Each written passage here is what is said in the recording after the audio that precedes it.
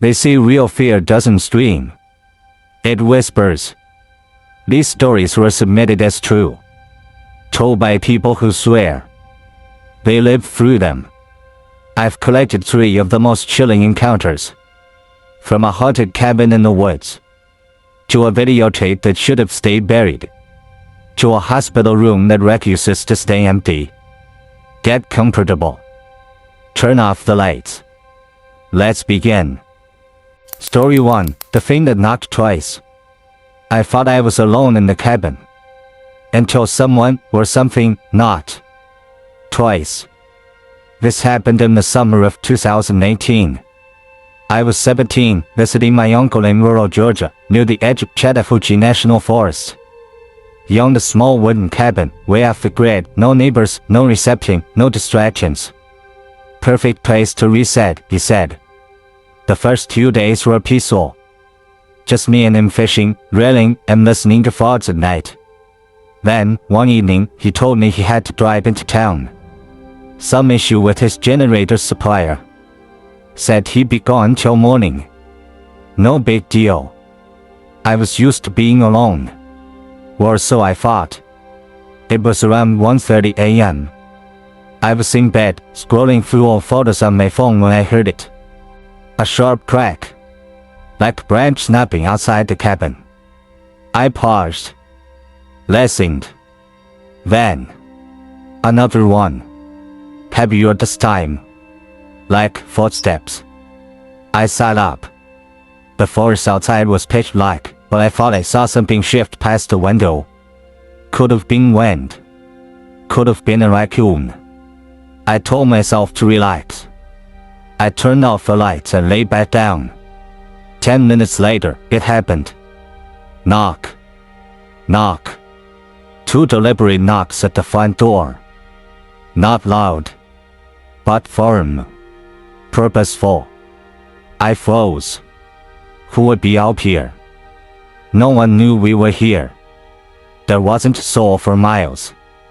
I crept into the living room and peeked through the peephole. Nothing. Just darkness. I double-checked the locks, pulled the chain tight, and backed away. Still no sound. No voice. I returned to my room. Closed the door. Locked it. Sat in silence. Then, a whisper.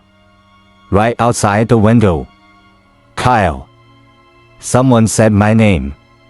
It was faint. Breathy. Like the sound wasn't fully human.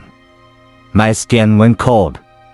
I grabbed my phone, hand shaking, and typed a message to my uncle. Uncle, someone's outside. I heard them say my name. I had sent. No signal. Message failed. I tried again. Nothing. I sat on the floor, back against the bed, clutching my phone like it would protect me. I don't know how long I waited. Maybe 20 minutes. Eventually, I started dozing off, still in a half-sitting position. Then came a bang. Knock. Knock. Knock. 3 loud, rapid bangs. And then a voice. Kyle. Open up. Run. It was my uncle. I scrambled to the door, unlocked it, and yanked it open. He was standing there, pale, panting, drenched in sweat. I said, "What's going on?" He didn't answer right away. Just looked past me. Into the cabin. Like he wasn't sure it was really me. Then he said, "I saw you. Out there. In the woods. You were wearing that red hoodie. Same one you're wearing now. You were waving at me. From the trees." I shook my head. I never left the cabin. He grabbed my shoulder. Eyes wide. Kyle, that thing looked exactly like you. But it didn't have eyes. Just dark, empty holes. We left that night. Didn't pack. Didn't sleep. Just drove. The next morning, back in town, I showed him the message I tried to send. Still stuck in not delivered. He blinked. That's impossible, he said. I got it. At 3:06 a.m. That's what made me drive back. But my phone had no signal. I never saw the message go through. That's when I realized he got a message from me. At the same time, the thing outside was whispering my name. 3 days later, I checked the phone again. The message? Gone. Not failed. Not sent. Just erased. Like it was never written at all. I don't know what was out there that night.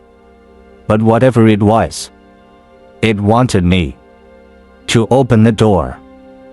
Story 2, the campfire tape. We found an old camcorder near the lake. What it recorded made all of us leave camp that same night. It was the second night of our camping trip at Bear Lake, Utah.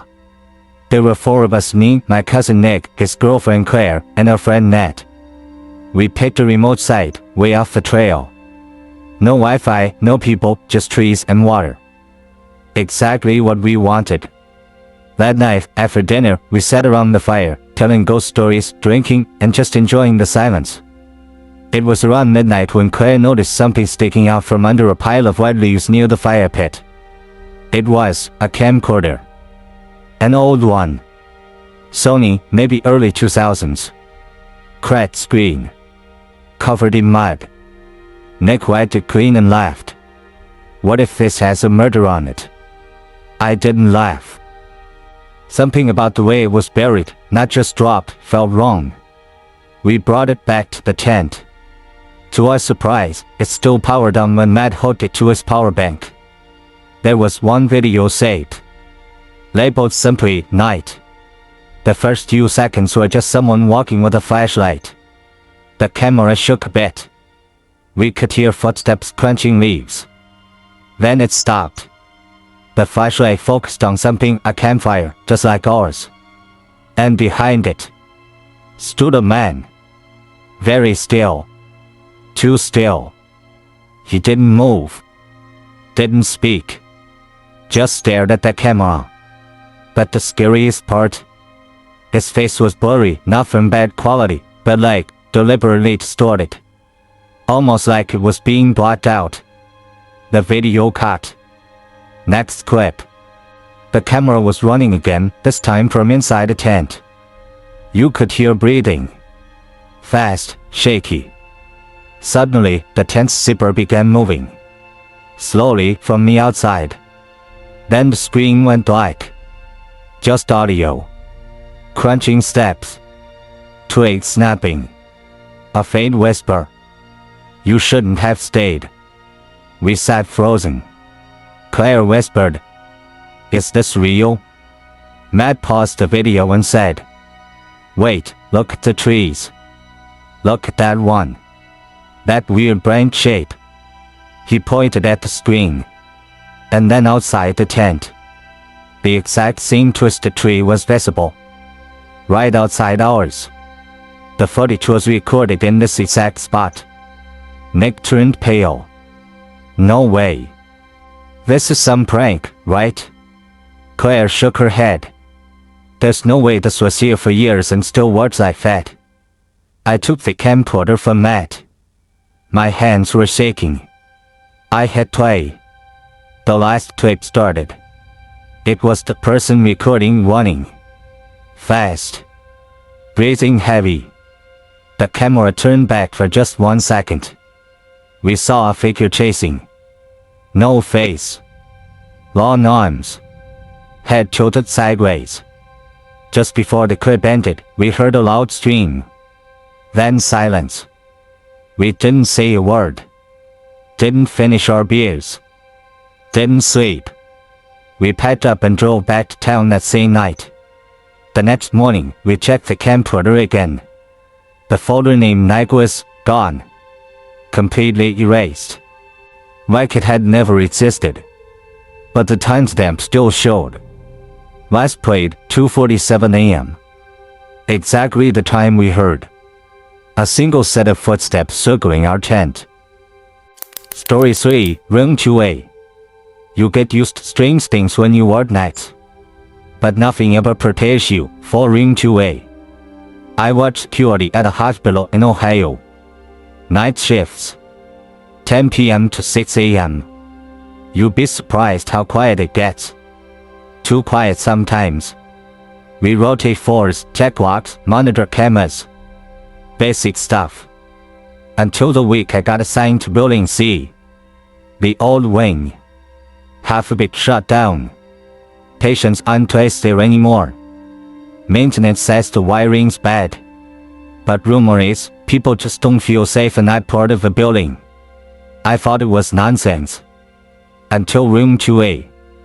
It was Thursday. 2:12 a.m. I was sipping bad coffee, watching cams. Suddenly, motion alert. Room 2A. I blinked. That room was supposed to be empty. I switched to the feed. Raining, flickering. But there it was, a figure. Standing. Facing the wall. I radioed up to the floor nurse. "Hey, did someone move a patient to 2A?" She replied, "No one's been in there since it was shut down last year." I went up. Keycard unlocked the hallway. Flickering lights. Cold air. The kind that sticks to your skin. I reached 2A. The door was open. Room was dark, except for a blinking monitor. And there, in the corner, stood a man. Faint. In a hospital gown. He was facing the wall. Completely still. I stepped inside. "Sir, are you alright?" No answer. I took a few steps closer. "Sir, you're not supposed to be in." He turned. Slowly. His face was wrong. Sunken eyes. Mouth hanging open like a puppet. Skin pale and gray. He whispered, "It's not my time. I can't leave yet." Then. Gone. Not like he ran. Just. Vanished. I stumbled back. Reported it. They checked the room. Empty. No signs anyone had been there. But here's the thing. When I checked the camera footage again, there was nothing. No figure. No alert. Nothing triggered. Like the system had erased it. Except, the motion alert log still said, 2A, movement detected, 2:12 a.m. I thought it was over. But that night, when I got home, I got a notification on my phone. From the security app. It said, "Camera 2A, live feed available." But I had deleted that camera. I opened the app. Static. Then. A whisper.